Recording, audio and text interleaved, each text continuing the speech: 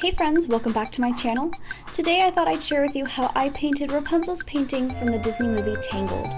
First I hung up a painter's tarp on the back wall using some push pins and then some cotton jersey that I had on hand. I draped the painter's tarp across the back of my couch so that no paint would get on the floor or the couch. Then I took some chalk and sketched out exactly where I wanted everything to lay. If you're using this backdrop for filming, make sure that you set up your camera where you would normally position for filming. That way you can see exactly how the painting is going to look in frame. For instance, you see that I had a much larger Rapunzel up top, but then I realized that you would not see her at all in my framing setup, so I moved her down and made her smaller. If you're going to replicate this project, I highly recommend that you pick up some plain cotton muslin instead of cotton jersey. I was just using what I had on hand, but unfortunately jersey stretches, and so it made it a little difficult to paint. Here I am just using some basic acrylic paints. They're less than $1 a bottle. And you can see I'm painting Rapunzel's hair.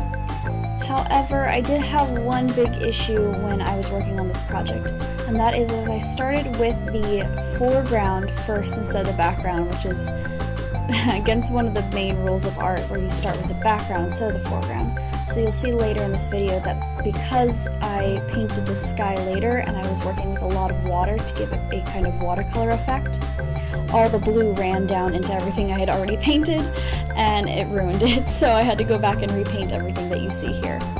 But that's okay, lesson learned, it still came out beautiful and I'm very happy with it. I really like this paint right here because it's got like micro glitter in it that makes it shine in person. It's very beautiful. You'll also see that I started mapping out the lanterns a little bit.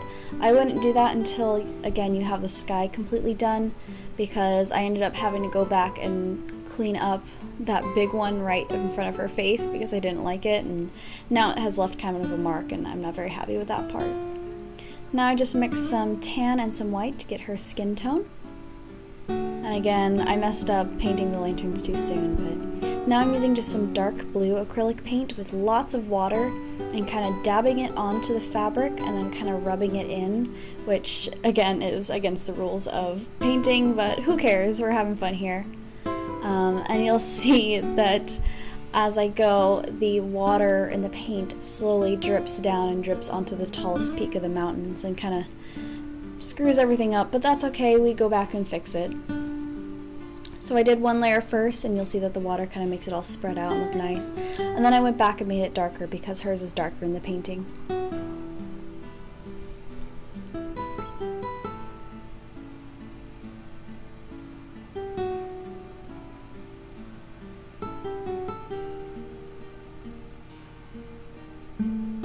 For the second coat, I used less water and more paint to make it even darker.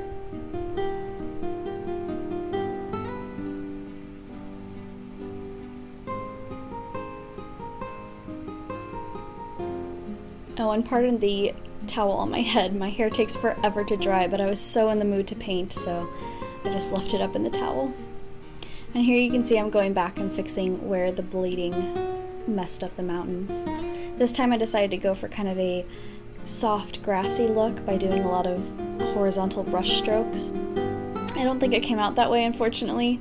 I don't think the effect was there, but that's okay. A for effort, right?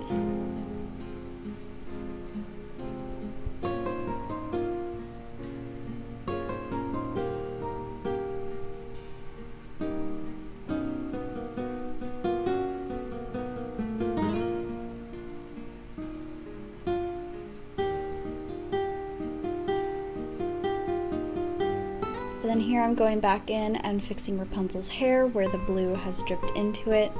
Unfortunately, I still couldn't get it all. My paint just wasn't thick enough and I was kind of getting tired of putting so many layers on, so I just covered it with some glitter and called it good.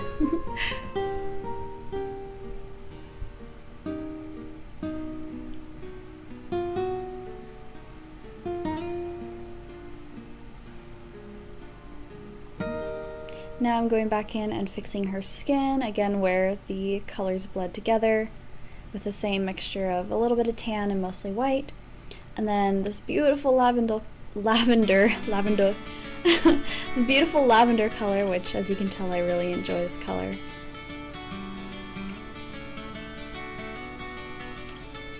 And then I went in with a bit darker purple mixture for her shoulder. And more fixing of the hair.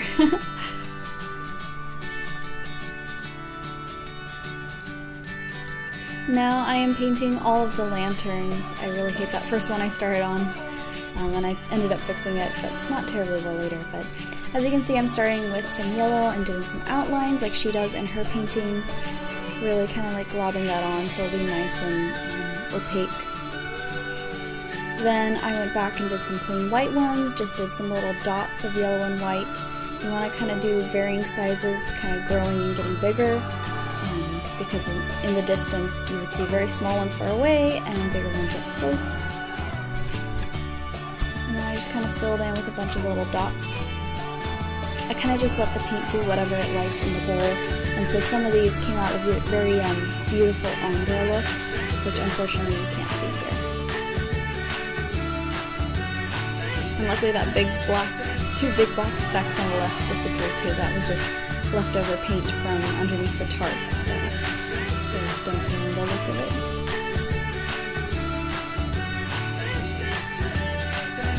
If you do this project, it will take you probably close to 3 or 4 hours. It really helps if you take a blow dryer in between each layer and dry it off. So now I'm going in and doing the details on Rapunzel. I'm taking some pink and doing these stripes on her sleeves.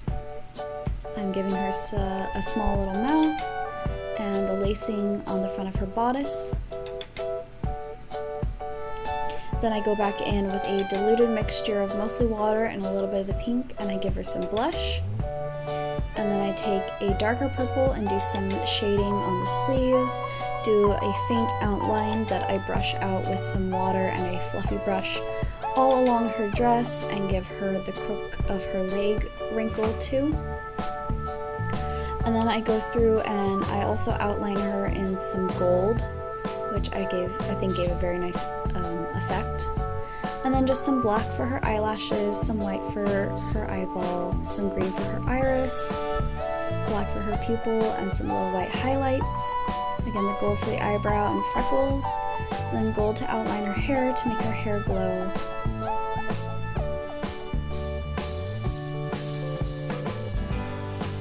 And that is pretty much it.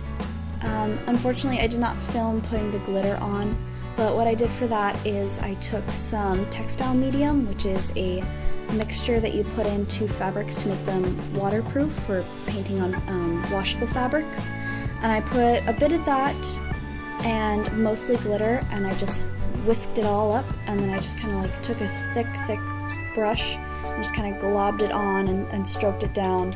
And it gave such a beautiful effect, which you'll see here in the finished shots. And it really makes everything glow and beautiful. So I'm super happy with this project. I hope you guys enjoyed this. I really had a lot of fun. I haven't really painted since maybe high school and haven't been like serious about painting since like 4th grade. So this was a lot of fun and kind of a throwback to when I was younger. But I hope you guys learned something. Let me know if you do this project. Let me know in the comments below if there's anything else you would like to see or if you have any comments or questions. Also be sure to check out my last video. Thank you guys so much. Be sure to subscribe and I will see you next time. Bye!